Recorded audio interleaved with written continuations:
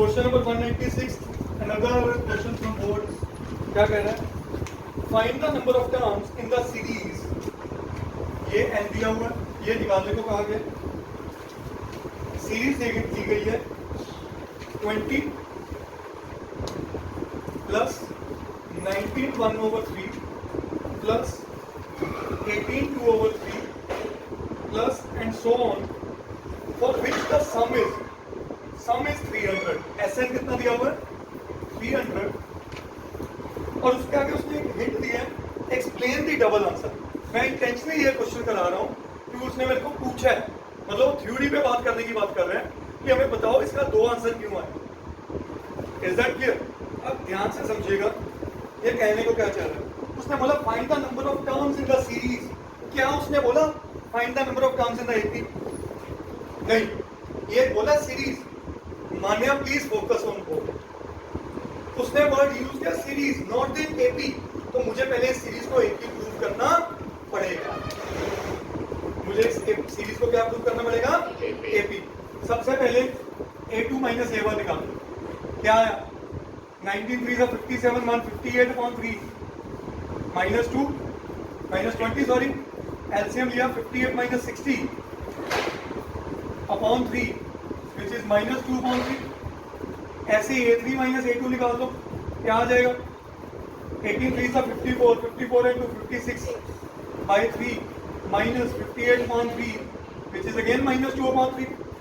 तो मैं क्या लिखूंगा? Clearly d is equal to, so therefore above series is. जैसे ही मैंने ये प्रूव किया, मैं इसको प्रूफ एपी के फॉर्मूले लगा सकता हूँ.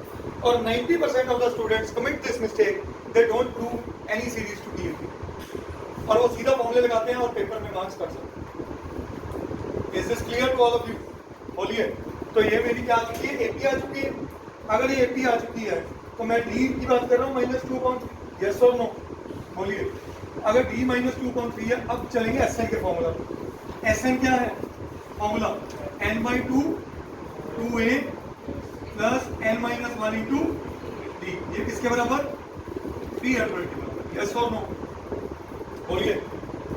नाउ n मुझे नहीं पता, वही तो निकालना. n/2 2 उधर दे दे, 600 बना दे. बोलो. 2a मेरा क्या आया था? कुछ भी नहीं, 20 प्लस n-1 इंटू डी क्या आया? -2. बोलो. n into 20 into 20 2 into 20 40. ये बना -2/3n प्लस 2/3. चलेगी कितनी बात? Is equal to 600. n into LCM ले लें तब. यस और नो बेटा?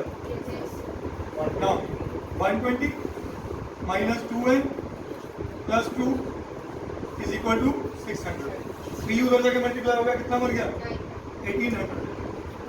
और इधर बना n इंटू 122 माइनस 2n. इनमें से 2 कॉमन कर दे पहले, इजी हो जाएगा क्वेश्चन. 2 कॉमन करके इधर कर दिया डिवाइड. ठीक है.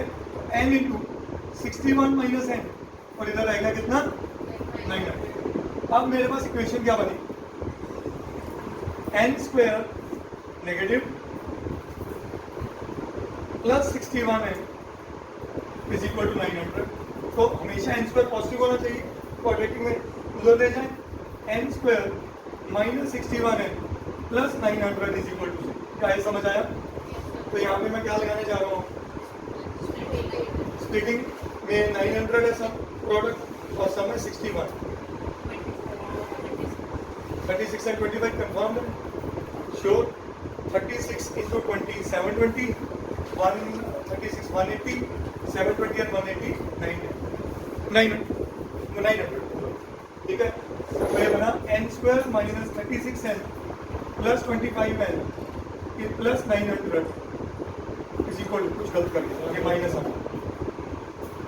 तो इन दोनों में n common, n-36 minus 25 common, n-36. n is equal to 125 आ गया और एक क्या आ गया? 36. अब 2 आंसर क्यों आए? ये कौन सी एपी है? डिक्रीजिंग. तो डिक्रीजिंग में ये पॉजिटिव वैल्यूज है, फिर कुछ टाइम बाद क्या वैल्यूज आने वाली है नेगेटिव, कुछ टाइम बाद क्या आने वाली है। तो ये हमेशा तभी पॉसिबल होता है जब एपी कौन सी होती है, डिक्रीजिंग। तो हम क्या लिखेंगे, उसने बोला explain the double answer. The double answer is due to the decreasing AP as after the few terms the AP becomes negative and result in the same sum at n is equal to 25 and n is equal to 36. Here is the understood.